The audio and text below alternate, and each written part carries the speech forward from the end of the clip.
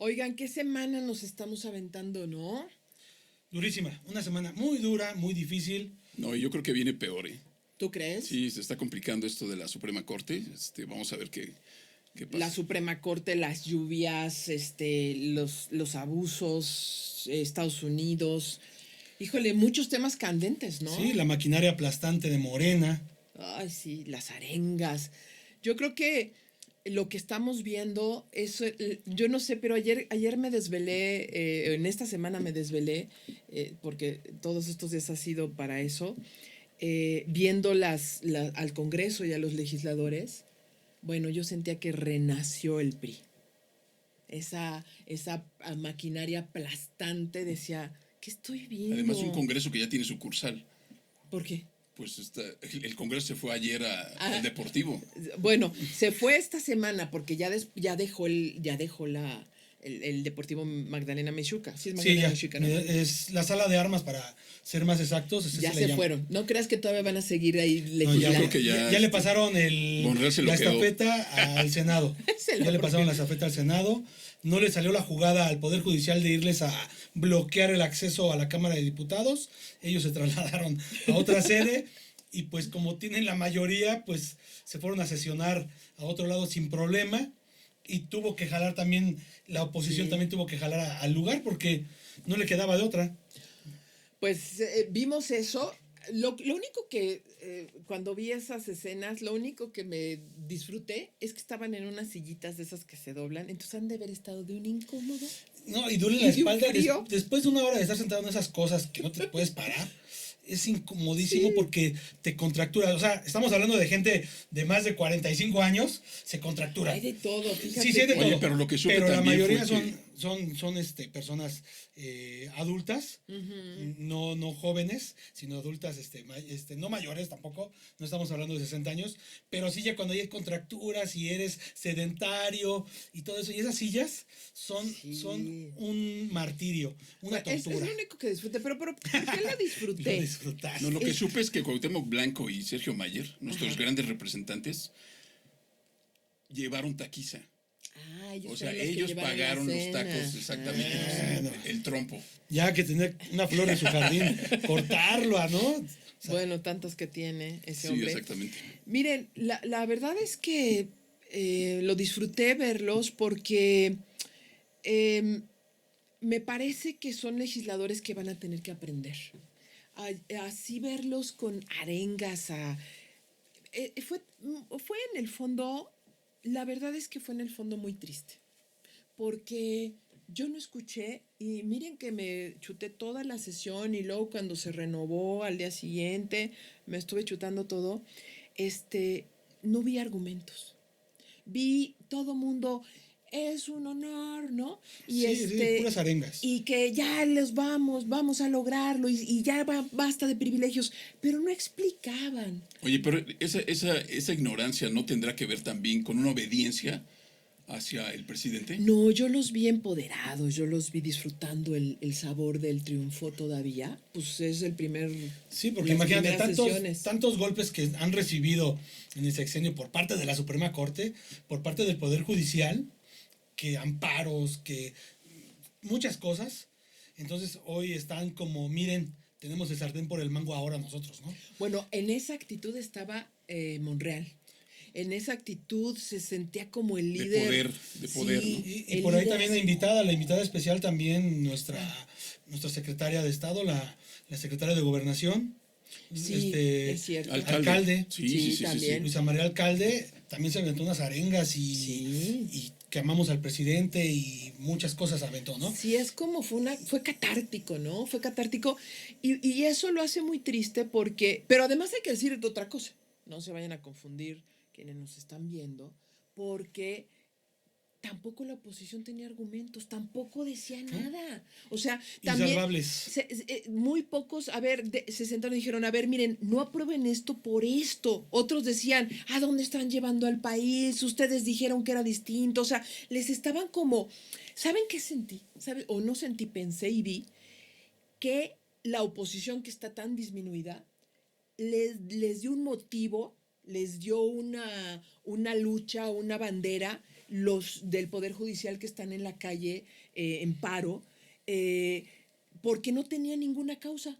Y ya ellos hasta se pusieron su playera y resistencia. O sea, ellos no tenían nada que hacer y el Poder Judicial les dotó de una causa para tener algo que hacer porque ya, ni argumentos ni nada. Como lo dijimos en un programa anterior, floreros. Sí, ¿ya? Es terrible. Eran adornos. Mira, yo lo que veo... Oigan, ¿y ustedes quiénes son? ¿Es cierto?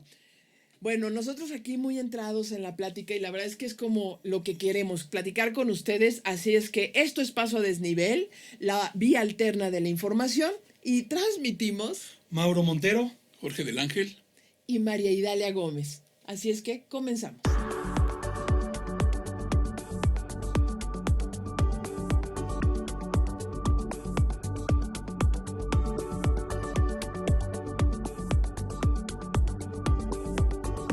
Para que no se nos corte la inspiración, ¿no? ¿Qué ibas a decir? Mira, fíjate, los ilustrados en el siglo XVIII, hablaban sobre cómo si había una unión en los poderes, ejecutivo, legislativo, ejecutivo y judicial. Cualquiera. Si esos poderes se unían, iba a llegar un momento en que la libertad se iba a coartar para la sociedad. Claro. Yo lo que creo es que este tipo de actuaciones del Congreso, en una obediencia, así lo veo yo, con el presidente, va a llegar un momento en que la libertad para los ciudadanos se va a mermar. Entonces, para mí es importante que este riesgo suceda. Yo siento que el grave problema que dice Jorge, pues es latente, pero recordemos que es parte de la Constitución, porque la Constitución dice que el poder radica y emana del pueblo, no de los poderes judicial, ejecutivo y legislativo. ¿Pero qué va a suceder? Del pueblo, permítame. Entonces, no sabemos qué va a suceder, pero el pueblo decidió el 2 de junio, bien o mal, decidió con base en la Constitución. Que no nos gusta mucho a muchos porque pone en peligro ciertas cosas, es cierto, pero es la Constitución, no se está violando la Constitución, contrariamente a lo que trata de hacer el Poder Judicial.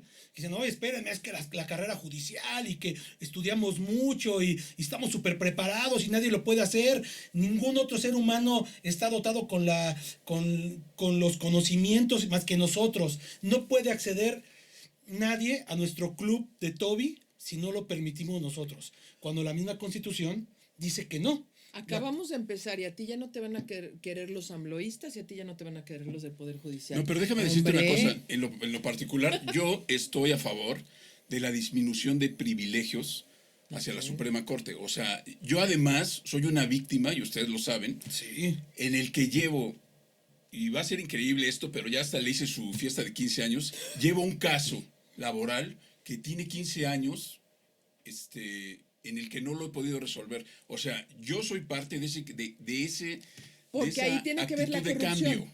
Tiene que ver con una corrupción que puede ser mostrada en desaparición del expediente. Las ausencias de firmas, la desaparición de documentos, de pruebas. Llevo 15 años, es más, te voy a contratar para que tú seas mi DJ de fiesta, porque realmente Jorge Villa del Ángel tiene este problema. Entonces, ¿tú crees que yo estoy a favor de que no haya esos cambios? Claro que no. Y eso está en el Poder Judicial local, eso hay que decir. Exactamente. Y ahora también quiero mencionar que pues el Poder Judicial, yo no estoy tan a favor de toda la reforma, pero sí se debe de reformar. Sí se debe de reformar al Poder Judicial. ¿Por qué? Porque según un organismo que se dedica a hacer una medición del índice del Estado de Derecho en el mundo, en diferentes países, para ser exacto, en alrededor de 140 países, pues México está en el lugar 116 de todos ellos, que es el World Justice Project.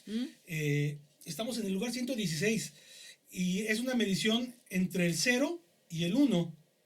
Entre más cerca del 1 estemos, mejor es la impartición de justicia y el Estado de Derecho.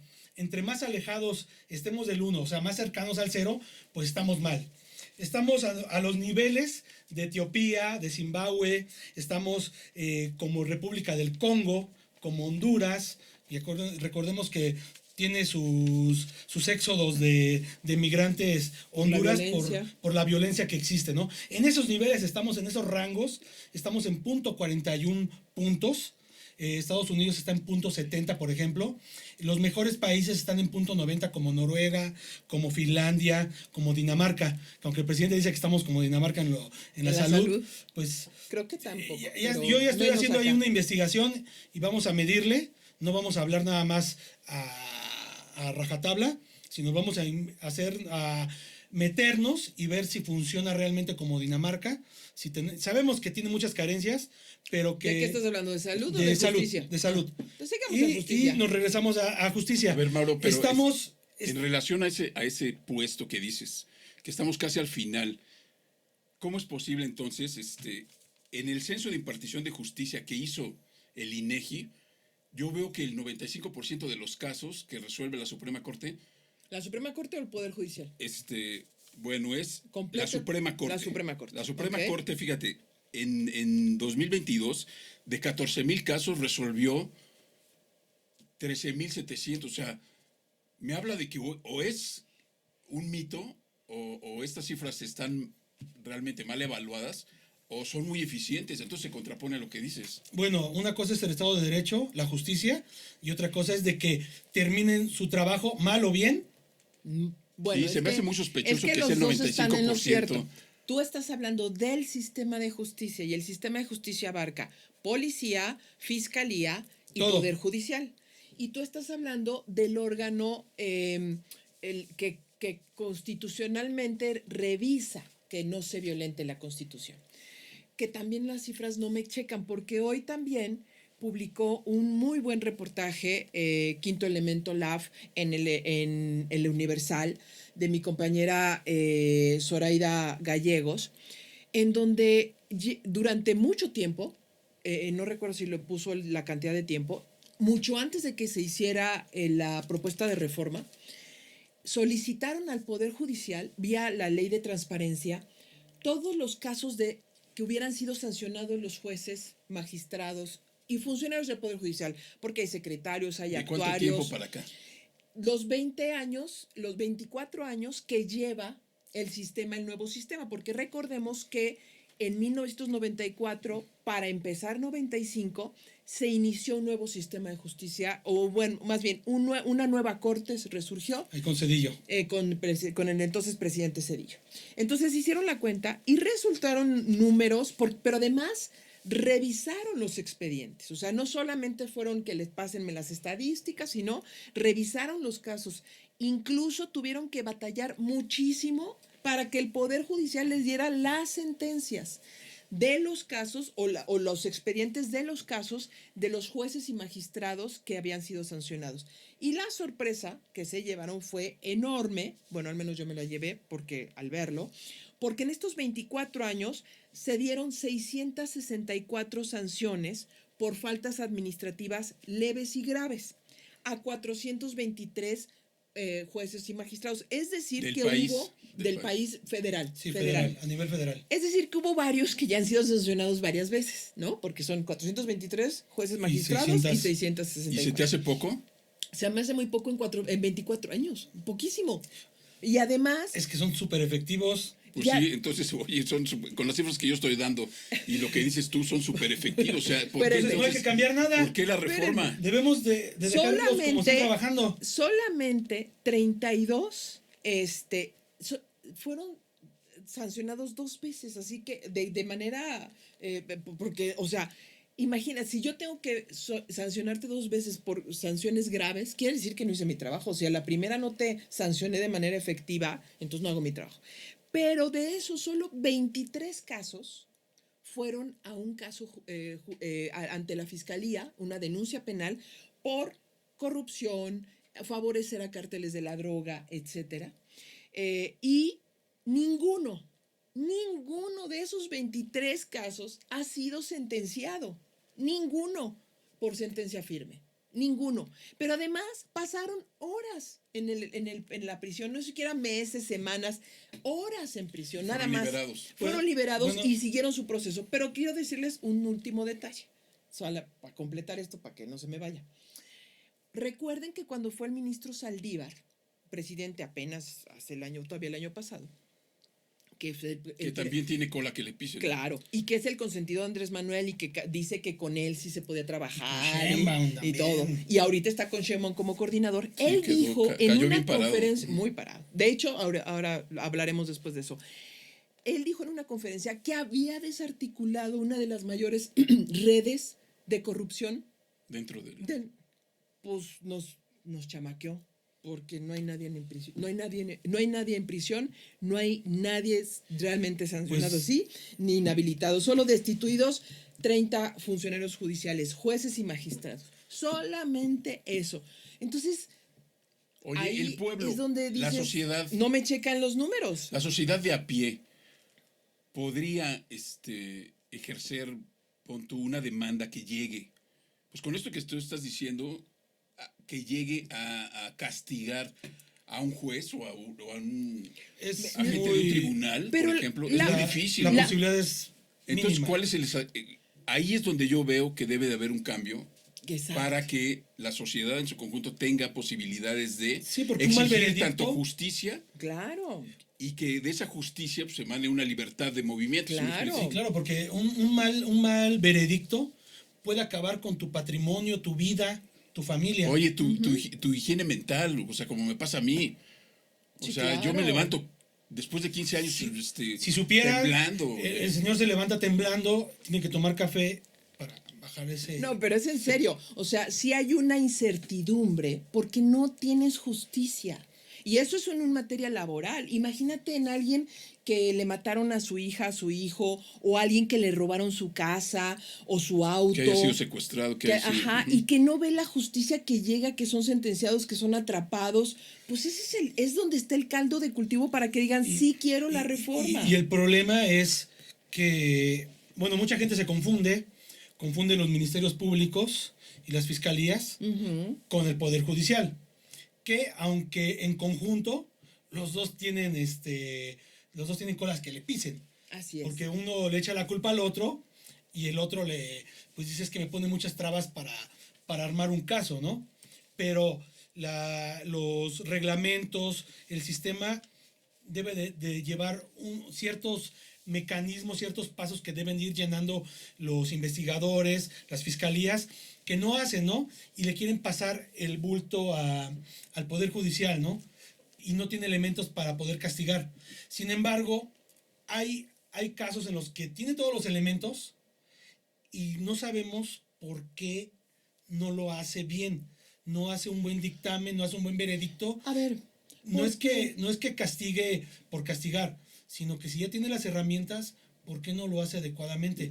Y esos números que nos estás entregando de 664 sanciones, pues nos hablan de que realmente no hay un órgano que sancione realmente. Que esté supervisando. Porque aquí el Consejo de la Judicatura es juez y parte. Así es. A partir de este problema han salido muchísimas cosas a relucir. Sí, muchas cosas que los mexicanos desconocíamos y que hoy dices... Y que están demostrando debilidades y que están demostrando que nosotros como sociedad ponemos en duda el actuar correcto de la Y que también nos hemos desentendido como sociedad, porque ¿por qué llegamos a estos extremos? No tendríamos que llegar a estos extremos. Sí, pero no significa tampoco que ahorita la sociedad esté poniendo el ojo en lo que está sucediendo con la Suprema Corte. Yo creo que está en otras cosas ahorita. El argumento que dice el legislativo, que el mandato que le dio la sociedad con su voto, entre las múltiples propuestas estaba el famosísimo Plan C. Yo sí creo que hay un mandato. Y el mandato no es que derriben al Poder Judicial, el mandato es que construyamos por fin un sistema de justicia que funcione y que no haya impunidad. Ese yo creo que es el mandato. Solamente que falta que dentro de esta reforma se incluyera fiscalías, se incluyera a las policías. ¿Por qué? porque no solamente el Poder Judicial está mal, sino también el que te está ayudando a armar tu caso está mal.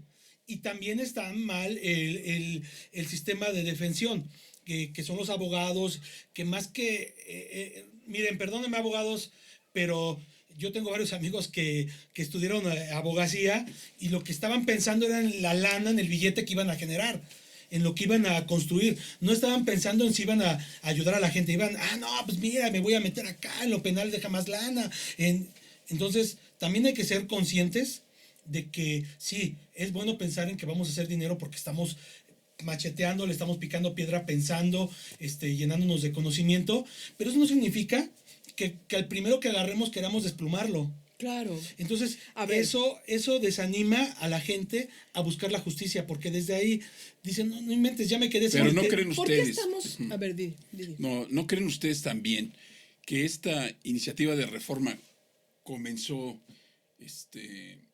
ya con unos problemas enlazados? A ver. O sea, no pudo haber sido más sutil la propuesta desde el inicio, desde AMLO, que dijo que mucha gente se iba a ir por los privilegios, etcétera.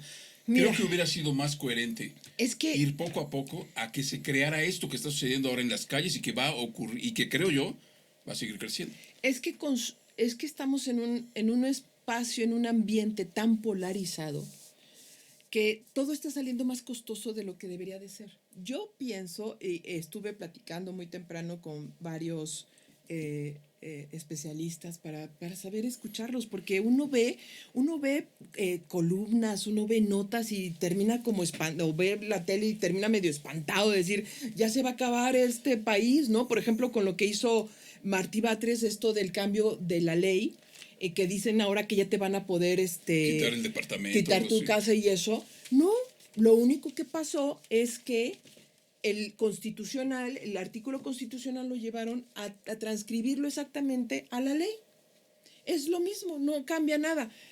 Y lo aprobaron todos los partidos en el Congreso de la Ciudad de México. Pero es que tú te informas, o sea, tú abres el periódico, bueno, y además columnas, te metes a la red y eres una persona que... Pero por eso estamos haciendo este programa, que está constantemente en información. ¿Qué pasa con la gente que no ve eso, pero que tiene un departamento?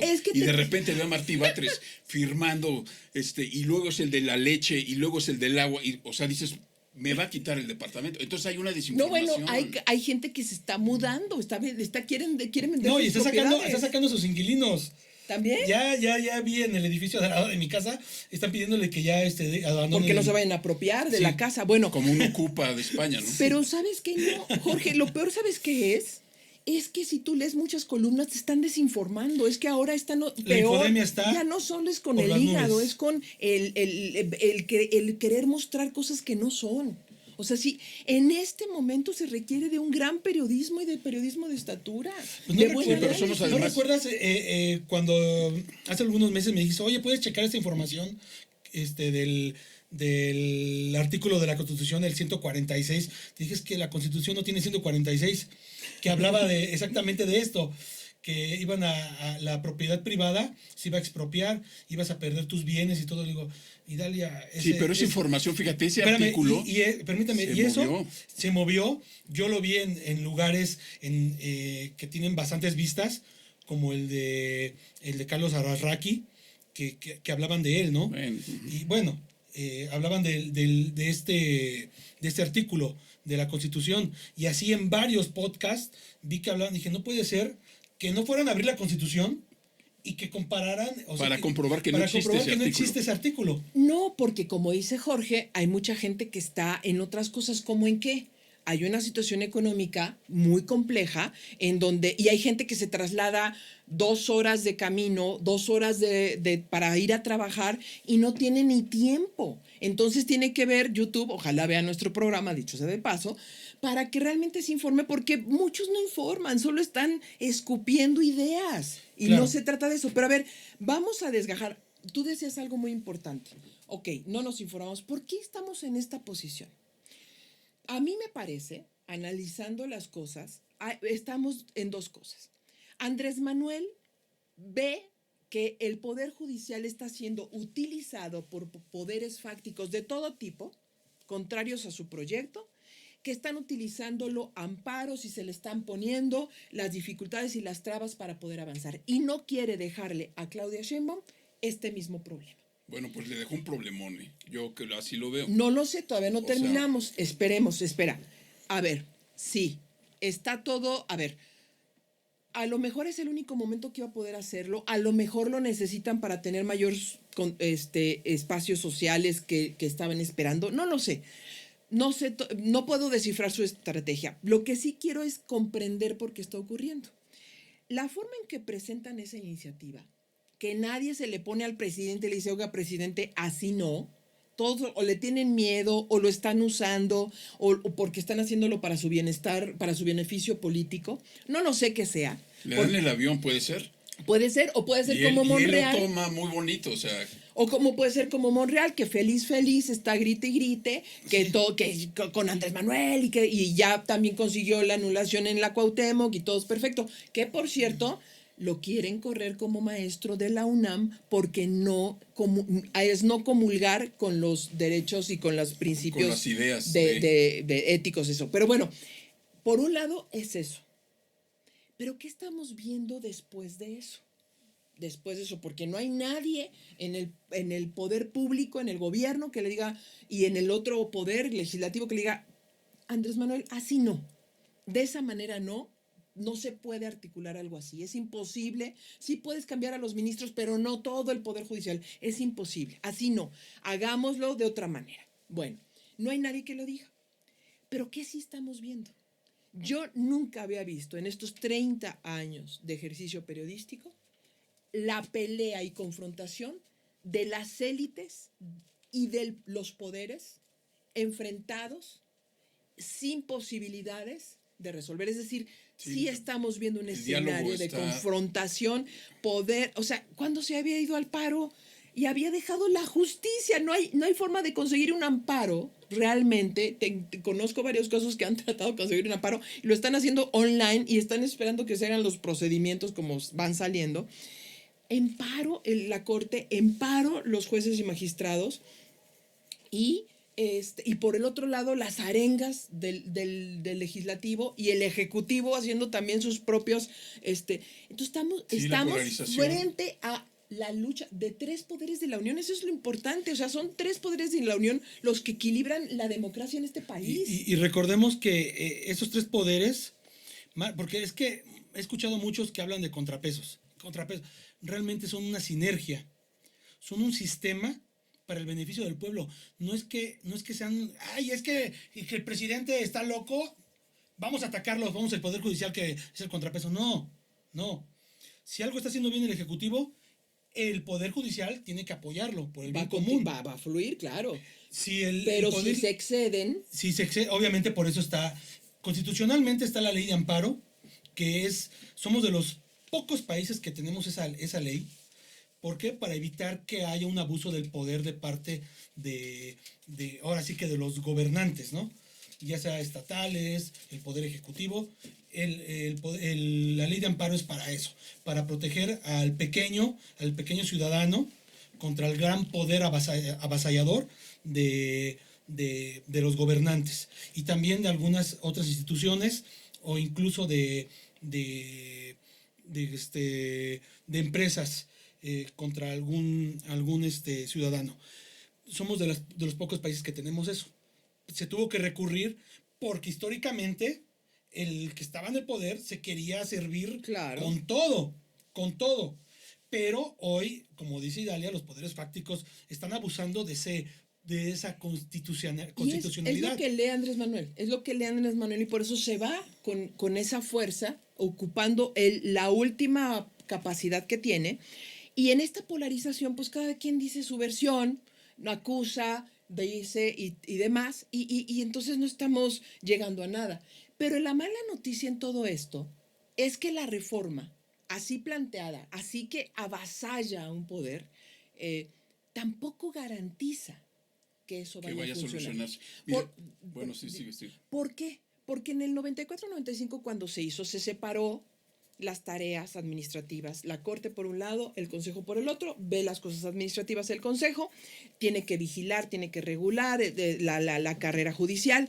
Ustedes saben, por ejemplo, de los 7 consejeros que hay hoy día y que esos son los que tendrían que responder por la no sanción, el impedir el nepotismo, el disminuir las prebendas. Prácticamente todos, salvo 2 de 7, son familiares. No, no. Fueron puestos en esta administración, o sea, por Arturo Saldívar o por el presidente Andrés Manuel. Entonces, esos funcionarios tendrían la capacidad de haber hecho ya un trabajo de depuración o haberlo empezado. Y sin embargo, dice el señor Saldívar que desde que él se fue, volvió la corrupción. Entonces, estamos pensando que ni siquiera los que puso Andrés Manuel o que llegaron en esta nueva administración con Arturo Saldívar, funcionaron. Eso por un lado. Y por el otro, la Suprema Corte, que son 11 ministros en este momento, de esos 11 ministros... Y que van a bajar a 9. Y van a bajar. 5 han sido colocados en esta administración por Andrés Manuel. Y de los cuales 2 no votaron para que la Suprema Corte se agrupara, o se fuera con ¿Al paro? Bueno, ahí está Lenia, Yasmín y Loreta. Ella sí. Los otros que 2 no que puso el presidente, no. Pues pero quiero decirles que Yasmín, por ejemplo, es una persona, la ministra, pues que también ya debería de renunciar, porque está más que probado que su tesis fue falsificada. Y la puso Andrés Manuel y se la recomendaron al presidente. No, pero sigue ahí. Sigue ahí porque ha obstaculizado todas las revisiones. Exacto, por los amparos que ha metido y los amparos que por cierto también quieren que ya tampoco dé clases en la UNAM, porque tampoco eso es comulgar con los principios de la máxima casa de estudios. No. Entonces, a ver, si existe el andamiaje legal para que se supervisara, para que fuera un mejor poder desde el 94 y ha ido evolucionando. Y esta administración ha podido tener prácticamente dominado el Consejo de la Judicatura, que es el que administra, y tiene la mitad de los ministros que ha puesto, y no ha funcionado. ¿De qué depende? Pues de las personas. Entonces, por eso no nos garantiza que el cambio que están proponiendo, que es arrasar con todo, como bomba nuclear, vaya a funcionar y se puede implementar realmente. Al contrario, nos abre amenazas y riesgos potentes gravísimos. Mira, fíjate que también está la otra parte de la selección. La selección para poder llegar a esas votaciones, para hacer los cambios. Es algo complicadísimo. ¿Por qué? Porque son alrededor de 2.500 puestos que se pondrían a votación, pero de cada puesto, el Senado, la Cámara, el Legislativo, el Ejecutivo y el Poder Judicial van a poder tener 3 candidatos por cada puesto. O sea, estamos hablando de alrededor de 20,000 aspirantes o en las boletas. Entonces, ¿cómo? Ponle que no te toquen a ti los 20,000. Habíamos sacado la cuenta 18,000, ¿no? Más o menos 18. Porque dijimos 2,000, pero son más o menos 2,500, si no mal recuerdo, los que se tenían que reemplazar. 1,500. O sea, la sociedad tiene que revisar 20,000 opciones. 18,000. Elegir entre opciones. ¿Y cuánto tiempo te van a dar? Un mes de campaña, para que hagan campaña sin recursos públicos ni privados.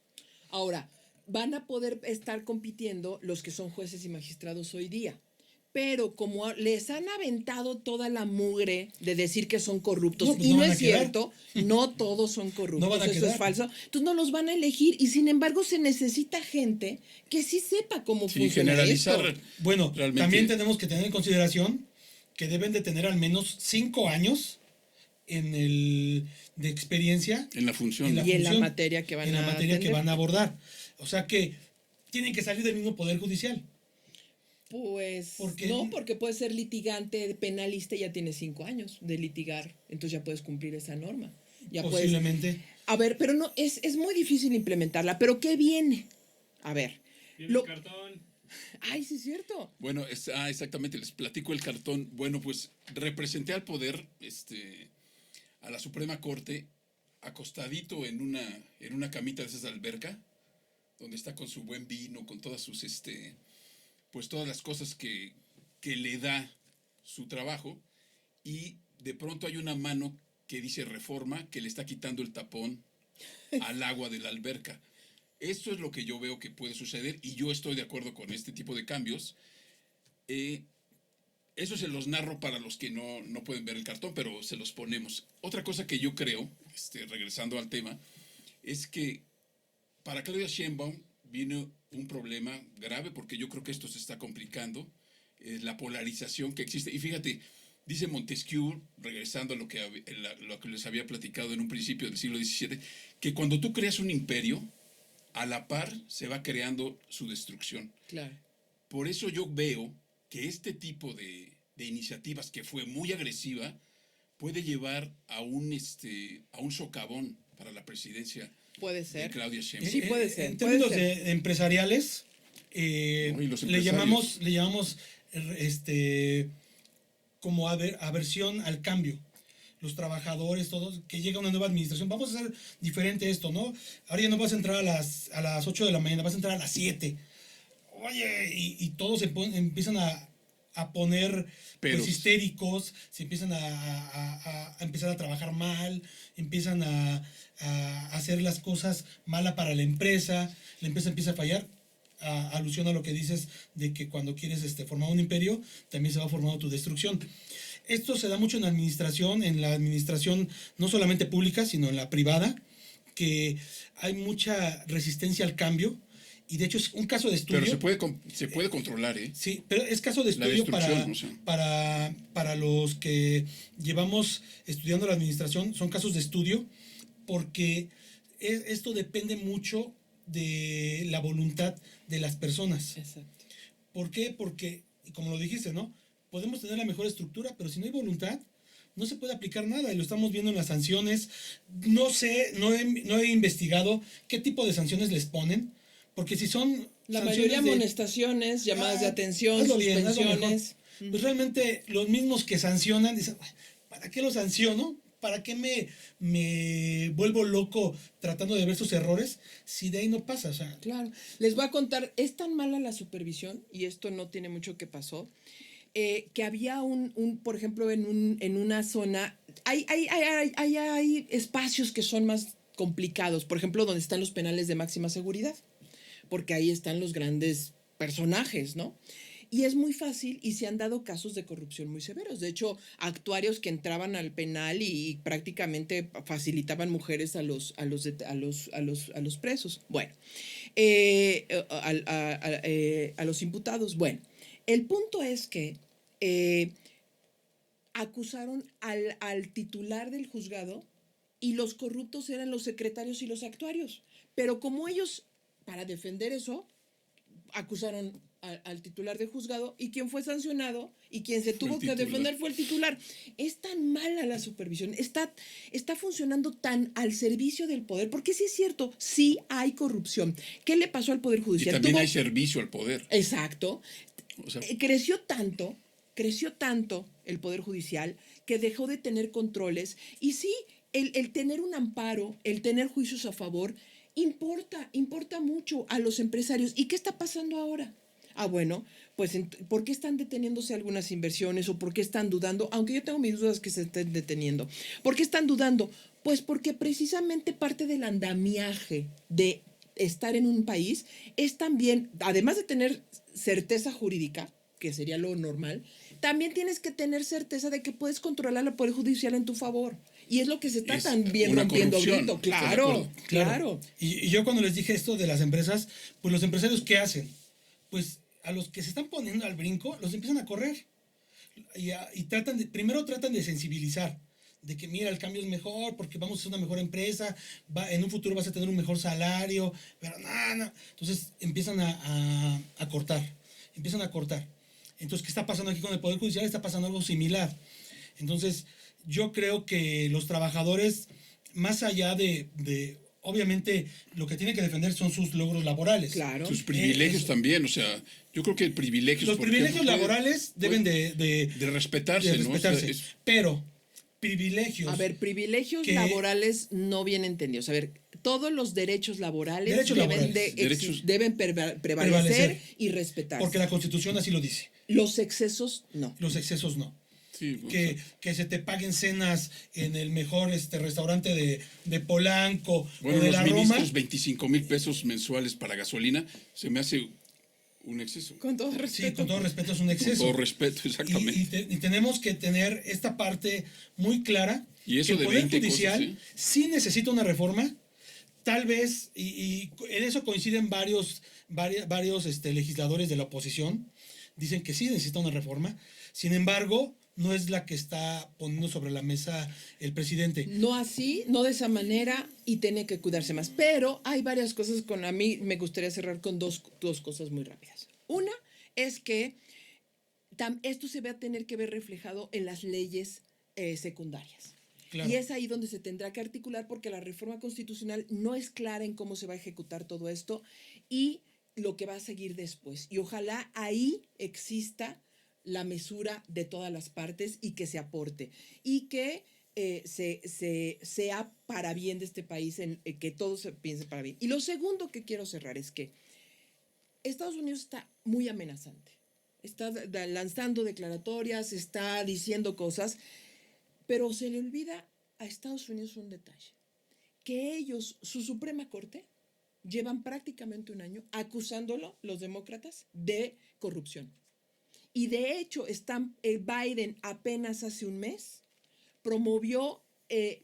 lanzó la primer propuesta de reforma para eliminar la perpetuidad en los jueces del alto tribunal y para que se sancione. ¿Por qué? Porque encontraron que se iban de vacaciones, que aceptaban regalos de grandes empresarios que se veían beneficiados. Es decir, hay una tendencia mundial en que esto hay que ajustar porque está funcionando mal y que Estados Unidos también tiene su propio problema. Claro. Entonces, que ahí tendrá que las presiones que están llegando está surfeando el presidente y hay que tener cuidado porque la Biden? Oye, sí. yo no había escuchado hablar de ese señor tampoco. Yo me quedo por la eliminación de los privilegios, creo que es fundamental. Uh-huh. Y algo que no comentamos es que efectivamente los jueces son de los que más ganan en el mundo. O sea, los de México. Los de México tienen los mejores salarios del mundo, no tanto como Suiza ni Australia. ¿No? Bueno. Y prestaciones, no, con las prestaciones se va al cielo. Creo que es demasiado tarde, pero puede ocurrir que exista el diálogo entre las partes. Ojalá. Claro. Ojalá. Y recordemos que ahorita ya sería... Ya nos tenemos que ir. Como diría el presidente, no puede existir pueblo pobre con jueces ricos.